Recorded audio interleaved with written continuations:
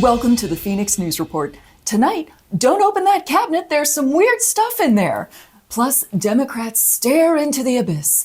And at the end of tonight's show, we have a special surprise that, if you're not careful, might just restore your faith in humanity.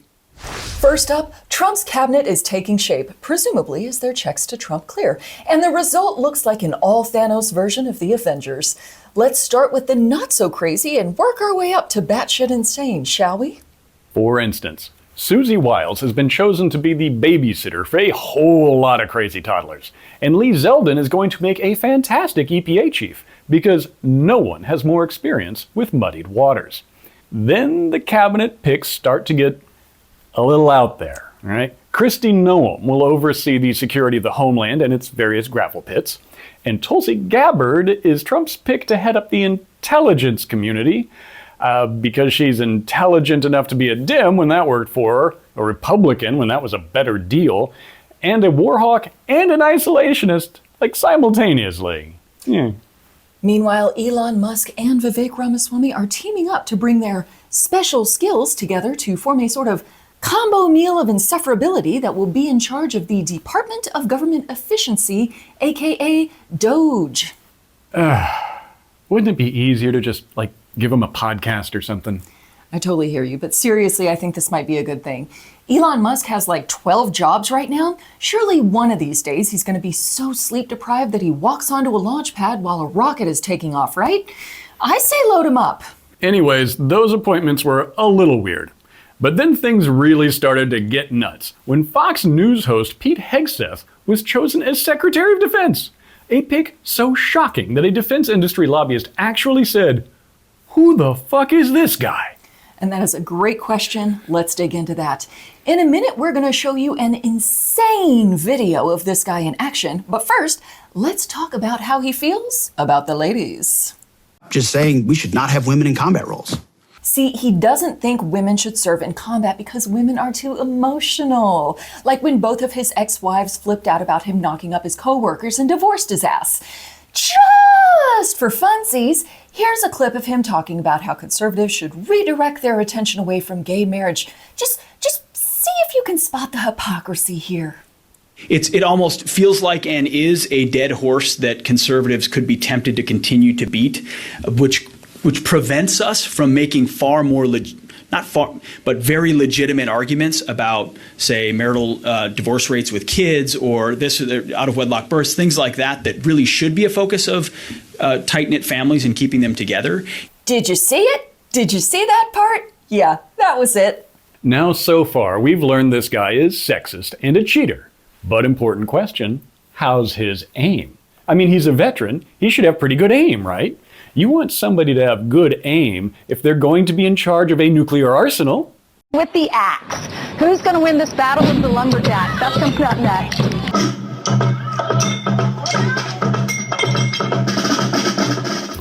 Don't worry, that drummer is fine now. And yes, there was a lawsuit. So, just to recap. The guy that Trump wants to be in charge of the Pentagon is a serial cheater and a dumbass. And that's why he's the perfect choice. Shit. Maybe he should run for president next. But an even bigger bombshell came, and lo, they did name Trump's second term the hookers and blow years. Florida's favorite Florida man / Jack Nicholson impersonator Matt Gaetz has been tapped for Attorney General. Trump announced the pick on Truth Social, where he called Gaetz deeply gifted, which is true. Unfortunately, all of those gifts have been delivered to the forehead area. Gaetz formally announced his acceptance of the nomination on his Venmo account, posting, "Matt Gaetz paid Donald Trump, eggplant emoji, squirt emoji, American flag emoji, thumbs up emoji." And as Attorney General, Gaetz plans to immediately lower the age of consent to -12. Now, fun fact, I actually texted Austin with this news, and you thought I was messing with you at first, didn't you? Yeah, I thought you were just pitching a bit for the show. I did not think that could actually happen. Well, it did happen, because this timeline can't get any dumber. Now, I want to take you behind the scenes of how this nomination happened, because this is actually a fascinating story.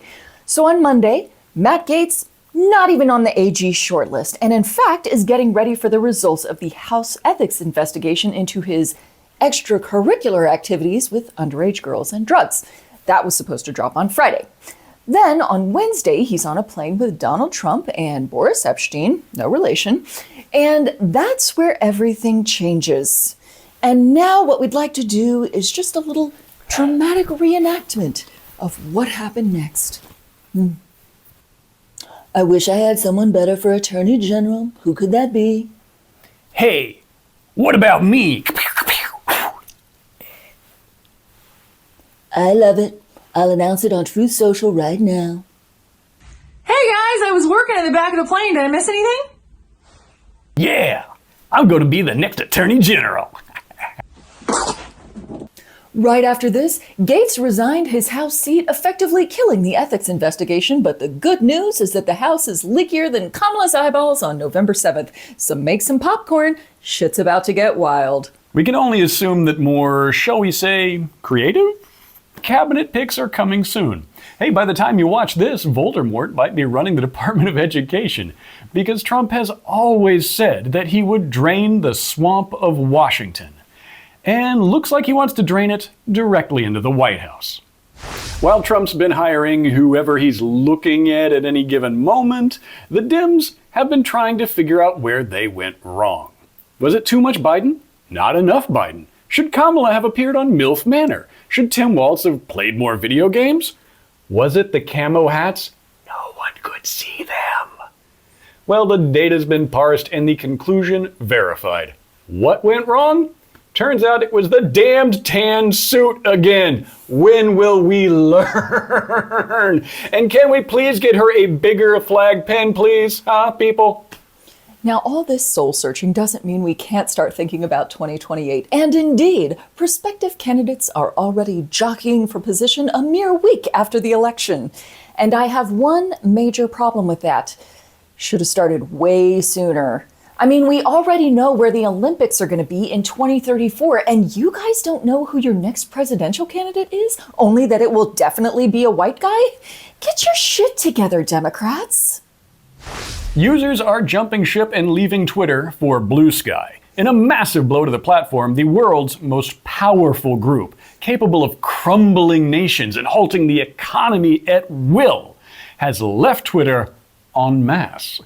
That's right, they lost the Swifties. This follows Twitter's sports community also seemingly doing the same, which in turn followed journalists and writers fleeing Elon Musk's social media playground. Reached for comment, Twitter's ad chief, Linda Yaccarino, said, "Anybody want to advertise with us? Hello? Anyone?" A rare 7-foot sunfish washed up on a beach in California this week. In order to preserve the fish for scientific study, an APB has been put out to try and keep RFK Jr. away. Wildlife officers have been chumming the highways with roadkill, staking out chainsaw supply stores, and have encircled the fish with extra fluoride toothpaste in an effort to keep Mr. Kennedy away. The U.S. is set to restart domestic production of TNT with the help of a company in Kentucky. In unrelated news, a shelter-in-place warning was issued after a building exploded in Louisville. Details are still scarce, but first responders describe the explosion as potentially very ironic. Folks, we know you need it. It's time for dick jokes. The gas station named after your estranged dad's relationship to your family, Come and Go, is rebranding to something a little less titillating. Now, if you've never been through a rebranding, it's a long process, and it can be extra long depending on where you measure from. That's right. So the first thing that you do is you just kind of spray your ideas for a new name all over the whiteboard. Ooh, and sometimes you're so nervous that nothing comes up. And then you have to be all like, I swear this has never happened to me before. But instead of feeling all salty about it, you gotta keep thinking as long and as hard and as deep as you can until the perfect name finally comes out. But whether you whip it out right away or you have to grind on it for a while, the important thing is that you pull it off. Any idea what the new name actually ended up being? I didn't bother to look it up.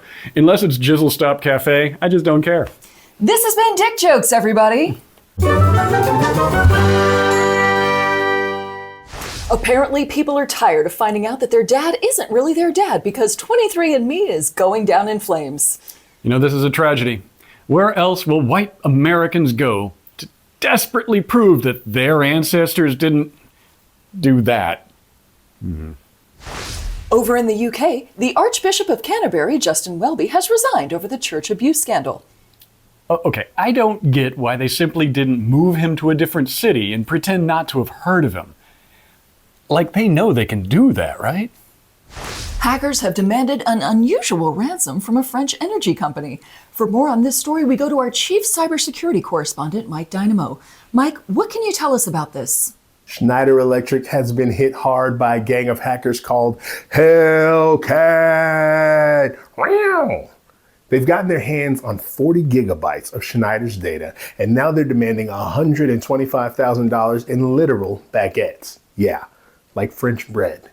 These miscreants also promised not to delete the data as long as the French firm hands over the dough, but not like regular dough, like dough. Like dodo? Yeah. Glad you're enjoying yourself there, Mike. So they want to be paid in bread. Hey, that's quite a twist. Oh yeah, it's a French twist.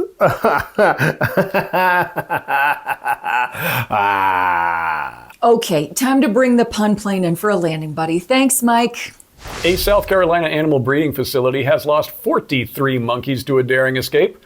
Presumably, there is a charming yet cunning lead monkey in charge, along with a wisecracking sidekick monkey, at least one monkey trained in explosives for some reason, a tech-savvy but socially awkward monkey, one wild-card monkey with huge sex appeal, and a handful of additional monkeys to round out the bill.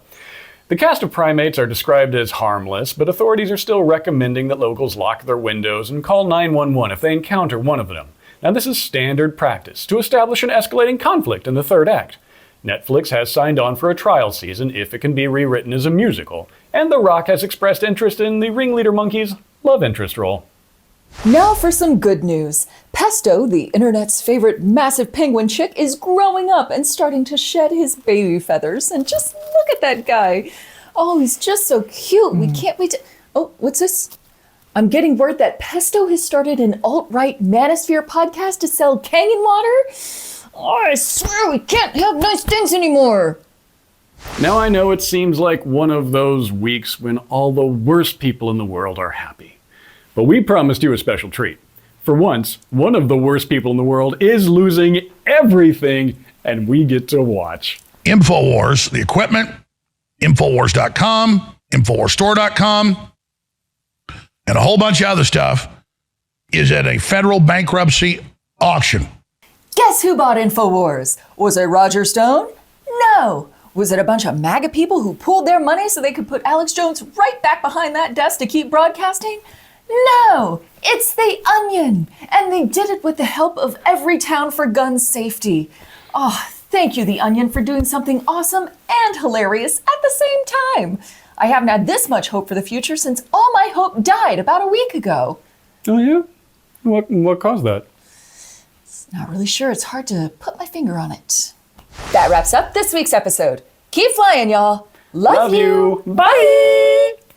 You know, it's harder to do a spit take than I thought. I don't think I've ever done one on camera, so this is new. Let's see how many times I can mess it up before I get it right. Phoenix bloopers, folks. Stay tuned after every episode for them.